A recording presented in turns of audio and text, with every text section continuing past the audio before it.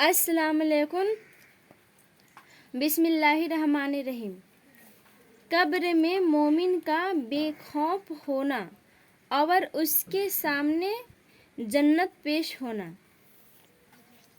हज़रत अबू हुरैरा सल्लल्लाहु अलैहि वसल्लम फरमाते हैं कि अल्लाह के रसूल सल्लल्लाहु अलैहि वसल्लम ने इरशाद फरमाया कि बेशुबह मुर्दा अपनी कब्र में पहुंचकर बेखौफ और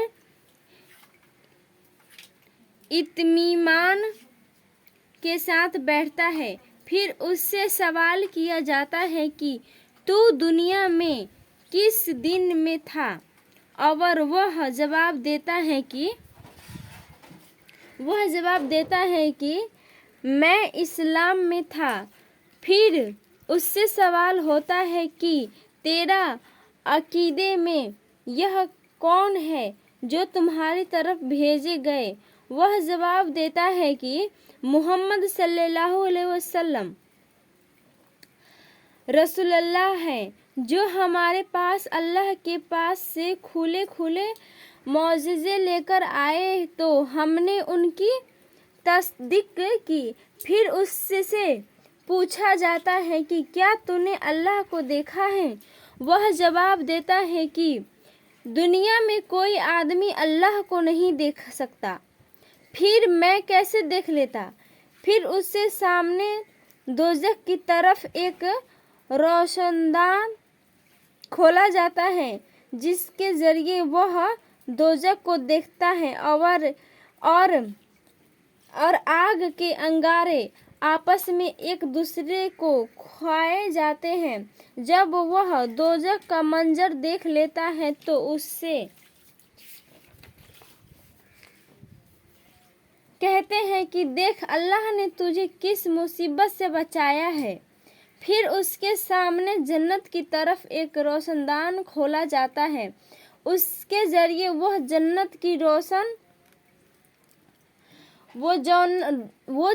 की रौनक और जन्नत की दूसरी चीजें देख लेता है। फिर उससे कहा जाता है कि यह जन्नत तेरा ठिकाना है, तू यकीन ही पर जिंदा रहा और यकीन पर ही तुझे मौत आई और यकीन पर ही तुझे क़यामत के दिन कब्र से उठेगा इंशाअल्लाह ताला, अगर अल्लाह ने चाहा।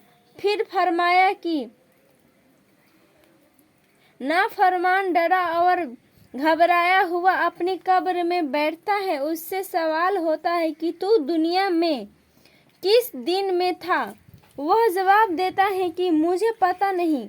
फिर उससे हजूर सल्लल्लाहु अलैहि वसल्लम के बारे में सवाल जवाब देता है कि मुझे पता नहीं। फिर उससे हजूर सल्लल्लाहु अलैहि वसल्लम के बारे में होता है कि तेरा अकीदे में ये कौन है।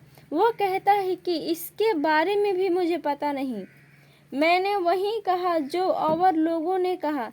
फिर उसके सामने जन्नत की तरफ रोशनदान खोला जाता है, उसके जरिए वो उसकी रौनक और उसके अंदर की दूसरी चीज़ें देख लेता है। फिर उससे कहा जाता है कि देख तूने खुदा की नाफरमानी की, खुदा ने तुझे किस नेमत से महरूम किया है।